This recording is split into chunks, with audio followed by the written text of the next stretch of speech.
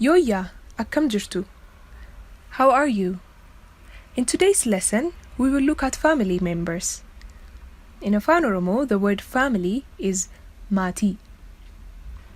In today's lesson, we will look at words representing different family members. We will also look at examples of sentences that are constructed using those words. So let's start from father and mother. Abba, father. Haadha, mother. Abbaan koo konkolaataa qaba. My father has a car. Haadha koo nan jaalladha. I love my mother.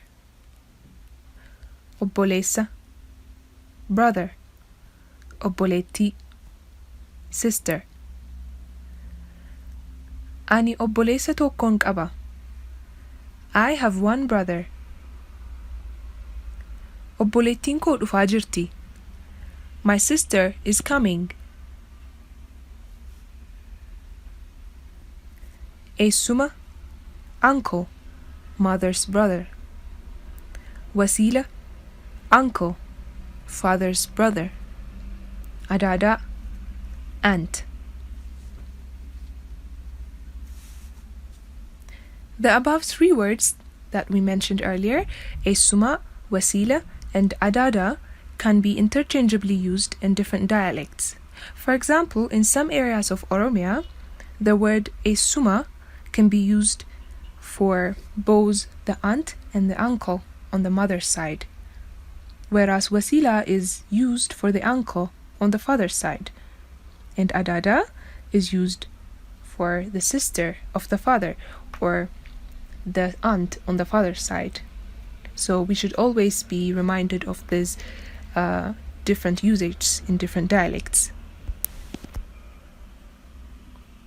Now let's look at the above three words as part of a sentence. Adaadaan koo kadhachaa jirti. My aunt is praying. Galataan eessuma kooti. Galataa is my uncle. Wasiila ishee waliin taphachaa jirti. She is playing with her uncle.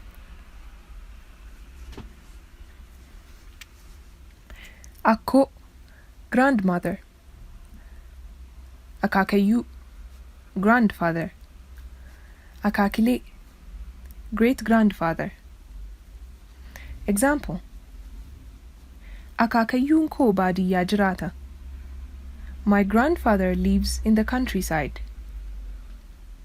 Mana akkoo koo deemaan jira. I'm going to my grandmother's house. Akaakileen koo ammas lubbuun jiru. My great-grandparents are still alive. We've looked at words that represent different members of a family, and here are some additional nouns. Angafa, elder. Quxisuu, younger. Obboleewwan, sibling. Soddaa, in-law. Gaayya, uncle's wife. Fakkeenya, examples. Isaan obboleewwan. They are siblings. Obboleettiin koo angafaa dhufaa jirti. My elder sister is coming. Next, we will look at collective nouns that represent bigger type of family. Saba, lammii, qomoo. These three words represent people of the same kin. Some of the less used family nouns are Abbaa guddaa, older brother of a father. Haadhoo, sister. Deessuu, mother. In this lesson, we've looked at family members, so as a conclusion, let's go through them once again. Abbaa, father. Haadha, mother. Akkoo, grandmother. Akaakayyuu, grandfather. Obboleessa, brother. Obboleettii, sister. Adaada, aunt. Eessuma, uncle on mother's side. Wasila, uncle on father's side. Eessuma and Wasila both represent uncles. Akaakile, great-grandparent. Sodda, in-law. Gaaya, uncle's wife. If you have any questions or comments, please leave us an email at kakuucollective@gmail.com. You can also find us on Telegram, Instagram, Facebook, TikTok, Twitter, and LinkedIn as Kakuu Official. Thank you. Galatoma.